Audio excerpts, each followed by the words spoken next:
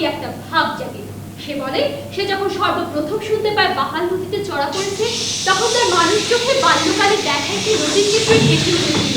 সেটি একটি বিশাল ধরা ধরা নদী, যার অপর প্রান্তে প্রতি শরৎকালে মাঠের পর মাঠ থেকে বিস্তৃত কাশবন দুপুরে শুকনোতায় ঝকঝক করত, আর যার দ্রুত গতির স্রোতে ভেসে যেত অজস্র কচুরি পানার দল, আর যার পানিতে সবুজ তরঙ্গের সৃষ্টি করত, আর যার মৌসি আকাশিত গাঢ়রা নিত্যহরের প্রতি আমাকে হালকা হতো না।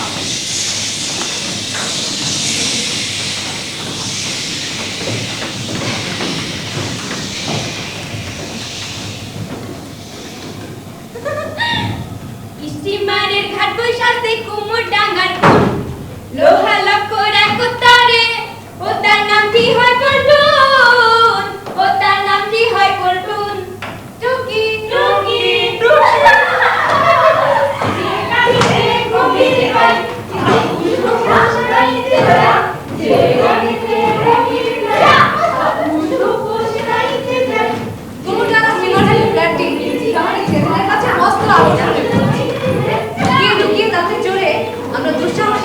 এবং বিরক্তের পরিচয় দিতাম।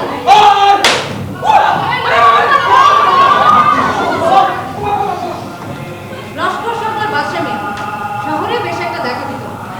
শহরের লোকদের প্রতি তার ছিল না কিছু ভাব। স্টিমারের মতো অত্যাশ্চর্য করের বস্তু সে একটি অংশ। তার আত্মগর্ব অযথার্থ মনে হতো।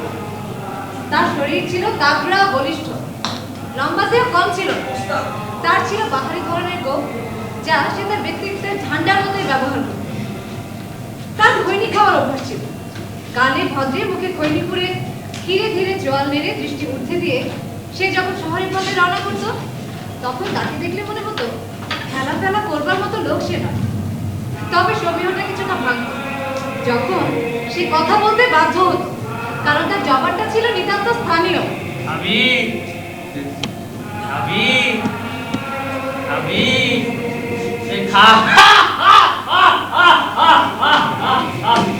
প্রকৃতপক্ষে নদীর অপর পাশে একটি গ্রামে সে জন্মগ্রহণ করেছিল।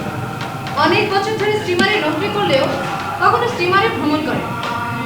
ঘাটের কথায় একটি কথা মনে পড়ে, ঘাটের জন্য নাকি কুমুরডাঙ্গার অধিবাসীদের এত দূর না, তারা নাকি অতিশয় হিংস্র প্রকৃতির। কুমুরডাঙ্গার লোকেরা অতিশয় হিংস্র প্রকৃতির, যে কারণে কোম্পানি সমগ্র কুমুরডাঙ্গাকে জোরে এই অন্যায্য মতটি লিপিবদ্ধ করেছিল। সেই ঘটনাটি ঘটেছিল প্রায় 80 বছর আগে।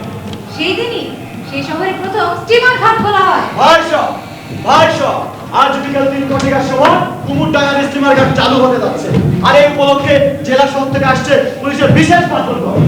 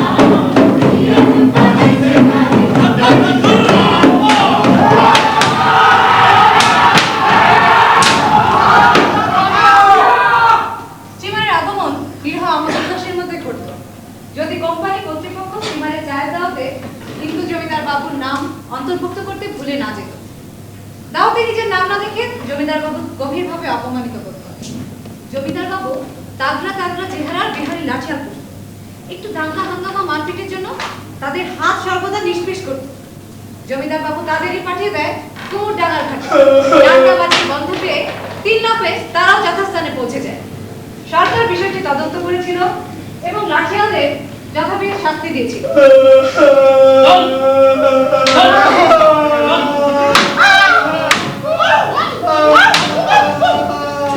শত শত লোকের মতো তামাশা দেখবার জন্য কয়েক ক্রোশ অতিক্রম করে স্টিমার ঘাটে এসে উপস্থিত হয়েছিলাম।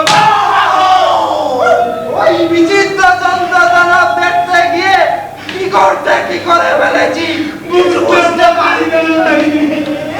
পুলিশের বাদ্যযন্ত্র দেখে মতিভ্রম হয়েছিল।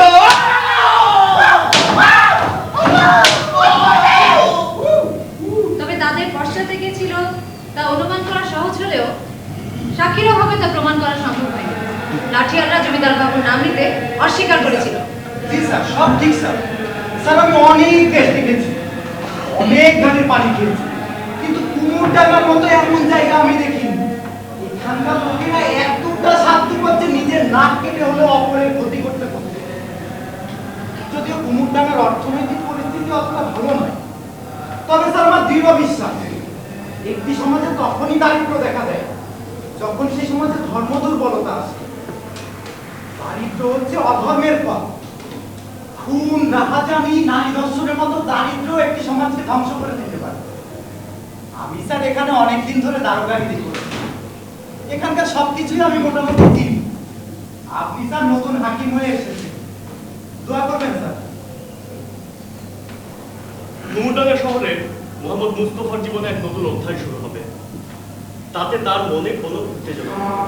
সে সব কিছুকে গ্রহণ করেছে খুব সহজে।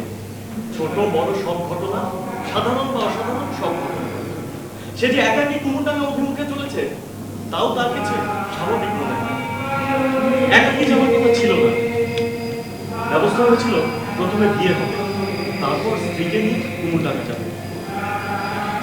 কিন্তু বিয়েটা হয়নি। খদিজার আকস্মিক মৃত্যুতে বিয়েটা কিছুদিনের জন্য স্থগিত রাখতে বাধ্য হয়েছে। হয়তো তার কোনো প্রয়োজন ছিল না। স্যার ওই যে দূরে একটা ঝাল গাছ, তারপরেই একটি বাঘ, বাঘের পরেই কুমোরডাঙ্গা। স্টিমারটি যথাসময়ে কুমুরডাঙ্গার নিকটবর্তী হয়। তখন সন্ধ্যা নেমে এসেছে।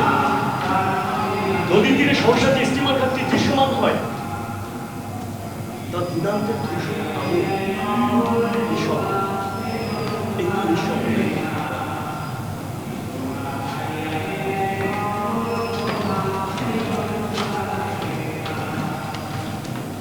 যেদিন অবশেষে সে উপরে উঠে আসে, আসবার সময় কি কারণে যাত্রীদের কথা নয়, মালভারে স্তূপাকার করে রাখা চালানি কলার কথাই তার একবার মনে পড়েছিল। কুমোরডাঙ্গা থেকে রাশি রাশি কলা চালান যায়, যার জন্য মালভার শৃঙ্খলের গন্ধে ভারী হয়ে থাকে সর্বত্র। নদী থেকে ভেসে আসা হাওয়ায়ও তা দূর হয়। প্রতিক্রিয়া মনে মনে বলেছিল, কলাগুলো পচবে। একটি বিশেষ ঘোষণা যাত্রী সাধারণের অবগতির জন্য জানানো যাচ্ছে যে আজ হতে কুমোরডাঙ্গার স্টিমার ঘাটের স্টিমার চলাচল অনির্দিষ্ট কারণবশত বন্ধ হয়ে গেল।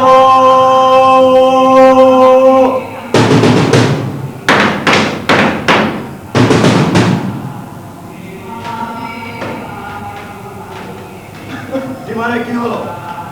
প্রতিক্রিয়া কয়েক মুহূর্ত নীরবে দাঁড়িয়ে থাকে। সে বুঝতে পারে না তার কি বলা উচিত। সে ভাবে তার যোগে যে সংবাদ এসেছে তার বেশি বলা উচিত হবে না। কি উচিত নয় তা নিয়ে সে মনস্থির করতে পারে না। স্টিমার আসবে না স্যার। কেন আসবে না? নদীতে চড়া পড়েছে। কোথায় চড়া পড়েছে? নদীর বুক জুড়ে চড়া পড়েছে। নদীর শ্বাস ধরার দেরি নেই। বলো কি কথা? নদীতে চড়া পড়েছে? না না, এ হতে পারে না। এ হতে পারে না। বুঝো স্টিমার আসবে না।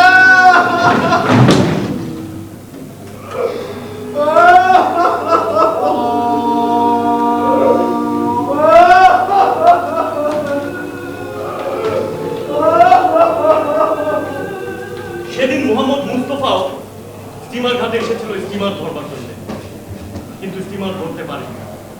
যে শুভ কাজটি খদিজার আকস্মিক মৃত্যুতে স্থগিত রাখতে বাধ্য হয়েছিল, সেই শুভ কাজটি সম্পন্ন করবার জন্য সেই স্টিমার ঘাটে এসেছিল, কিন্তু সেদিন তার আর যাওয়া হয়নি। সে রাতে মোহাম্মদ মুস্তফার ভয়ানক জ্বর ওঠে। 2 দিনের ছুটি নিয়ে মোহাম্মদ মুস্তফা বাড়ির অভিমুখে রওনা হয়। প্রথমেই ছোট খালের পথ দিয়ে মোহাম্মদ মুস্তফা এগিয়ে চলেন। কখনো ঝুলে পড়া গাছপালার শাখা পল্লবে ছায়াচ্ছন্ন, কখনো উন্মুক্ত স্থানে মেঘনিলাম্ব, প্রতিফলিত স্রোতহীন প্রায় সে খাল মাঠ ক্ষেত জনপদের মধ্য দিয়ে এঁকে বেঁকে চলতে থাকে। খালের পর এবার পায়ের পথ, হাতে ছোট বাক্স, যে বাক্সে প্রতিবাদী সকলের জন্য কিছু না কিছু টুকিটাকি উপহার থাকতো। কোনো বার অর্থাভাবে বড়দের জন্য কিছু না থাকলেও অন্তত খোঁজেজার জন্য কিছু থাকতো। কখনো ফ্যান্সি ধরনের জিনিস, শখের রঙিন ফিতা বা চিরুনি, কখনো ছোট হাত আয়না, কখনো বা সুগন্ধি তেলের শিশি। কিন্তু আজ সে বাক্সে কারো জন্য কিছু নেই, এমনকি খোঁজেজার জন্য নয়, মৃত মানুষের জন্য কেউ কিছু বহন করে দিয়ে যায়।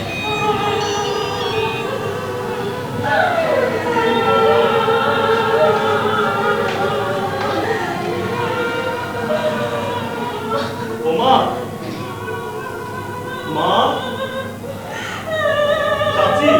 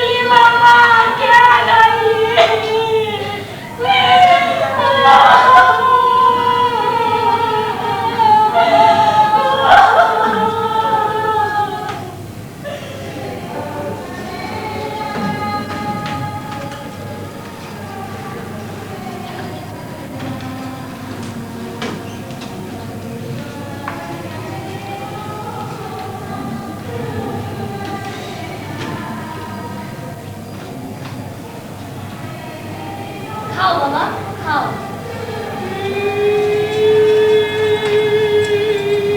সন্ধ্যা কাটলে অনুমানের মতো মোহাম্মদ মুস্তফার আগমন উপলক্ষে জ্বালানো বড় হেরিকেনের আলোয় খেতে বসলে কেবল দুইজনা চোখ তার খাওয়া পরিদর্শন করে, মা এবং চাচি। আর পেছনে স্বল্প আলোকিত স্থানটি খোঁজেজার অভাবে শূন্য থাকে। এটির দেহ আর ছায়া ফেলে না, সে যার নেই।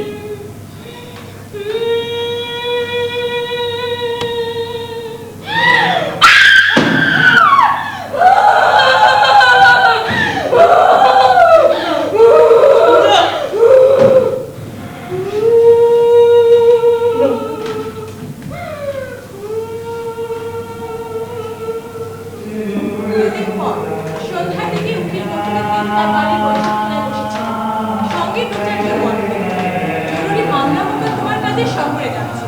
একথা সকলকে বলে থাকলেও প্রকৃতপক্ষে শহরবাসীর অতি আগ্রহের জন্য মুস্তাফিজকে দেখবার জন্যই স্টিমার ঢুকতে গিয়েছিল। আসল কথা সে গোপন করেছিল যে উকিল এখানে সেখানে ছোটাছুটি করে, মক্কেলের চোখে তার দাম অনেক বেশি। আর দ্বিতীয়ত, তার ধারণা স্নেহপ্রবণ উকিলের প্রতি মক্কেলের বিশ্বাস অনেক কম। উকিল চরিত্রের মধ্যে একজন হৃদয়হীন মানুষের সম্পর্ক। এই কপিল সাহেবের চরিত্রটাই অনেকটা পরস্পর মনে হয় তার চরিত্রের নিচুতা, হীনতা, চলমনের চিন্তা। সে এমন মানুষ যাকে ভক্তি শ্রদ্ধা করতে পারা যায়। আবার অবশ্য সেই চরিত্রের মধ্যে কুটিলতা, হিংস্রতা উৎকটভাবে আত্মপ্রকাশ করে। কোথায় চড়া পড়েছে? কে বা বলেছে চড়া পড়েছে? বুঝলেন, কথাটি আগাগোড়া কি ধোঁকা মাত্র। ধোঁকা? চড়ার কথা বলে তারা আমাদের ধোঁকা দিতে চায়। আসল কথা কি জানে? কামালপুরের পথে যত পয়সা এ পথে নেই, তাই তার ইস্তেমাল তুলে দিয়ে কামালপুরের পথে চাল বসেছে। খবরটি বিশ্বত সুদের জামিন পেয়েছে। কিছুদিন আগে সদর থেকে আমার জামাই লিখেছিল সে কি কারণে জানতে পেরেছে এমন একটি পরিকল্পনা চলছে। ওটা ভুলেই গিয়েছিলাম, আজ আমার মনে পড়লো। ব্যাপারটি ধোঁকা ছাড়া কিছুই নয়। কিন্তু এমন ধোঁকাও সম্ভব? ব্যাপারটি ডাক্তার সাহেবের বিশ্বাস হচ্ছে না। ডাক্তার সাহেব কি রোগীর খব দেখছে? কথাটা বিশ্বাস করা কঠিন, তবে তার সত্য। তুমি একটি সরকারের কাছে জোর কলমে পত্র লেখো, কি করে অন্যায় আমরা সহ্য করতে পারি। আপনি কোনো চিন্তা করবেন না, আমি লিখছি। আপনারা জানেন কুমোরডাঙ্গা স্টিমারের লোকেরা স্টিমারে কি দশা করেছিল? আমরা দেখে নেব কার হাতে সাধ্য আছে এই ঘাটে স্টিমার চলাচল বন্ধ করে।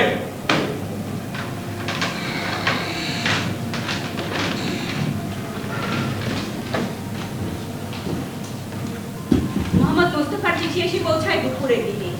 তার কিছুক্ষণ পরে চৌধুরীদের ছেলেটিকে ডেকে আনা হয়। চাচি চাচি আসো বাবা আসো। এই নাও এই চিঠিটা একটু পড়ে আসো। বস খদিজা, কাছে এসে বসো।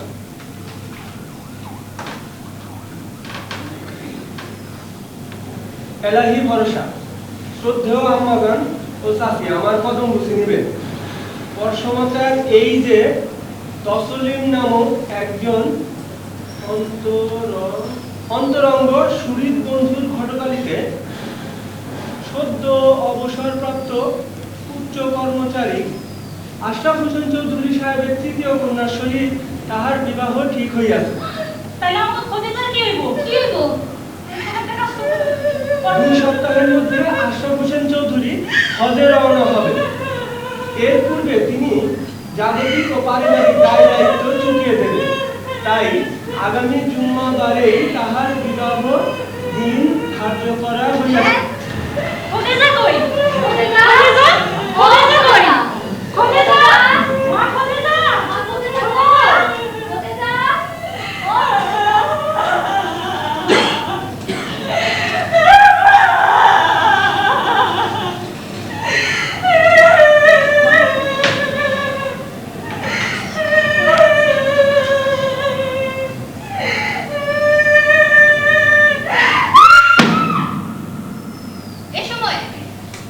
এ সময় প্রতিশ্রুতিটির কথাও কে যেন বলল। প্রতিশ্রুতিটি অসত্য। বিধবা হয়ে 6-7 বছরের খদিজাকে নিয়ে মোহাম্মদ মুস্তফার ছোট ফুফু যখন উত্তর ঘরে আশ্রয় নিয়েছিল, তখন মোহাম্মদ মুস্তফার বাপ খেদমতুল্লাহ বোনের দুঃখে দুঃখ পরামর্শ হয়ে স্থির করেন বড় হয়ে মোহাম্মদ মুস্তফা খদিজাকে বিয়ে করবেন। তখনও ওয়াদা করার মতো বয়স হয়নি মোহাম্মদ মুস্তফা। আর হলেও তার মতামতের জন্য কেউ অপেক্ষা করতো কিনা সন্দেহ। কারণে অকারণে মোহাম্মদ মুস্তফার মনে ভয় দেখা দিত। একবার গ্রামের হামজামিয়া নামক মোল্লা মৌলভী গোছের একটি লোকের কথায় এবং পরে একটি গ্রাম্য নির্বোধ মেয়ে মানুষের কথায় ভীষণ ভয় দেখা দিয়েছিল তার। লোকটি বলতো, ইমানে মুফাসসির বাল্য বয়সে পাকা হওয়া উচিত। খোদা ভিন্ন কোনো মাপে আছে, তার সমতুল্য আছে, তার শরীর বা প্রতিদ্বন্দ্বী আছে, তার নির্যাতন আছে, তার ক্ষুধা আছে, ভয় আছে।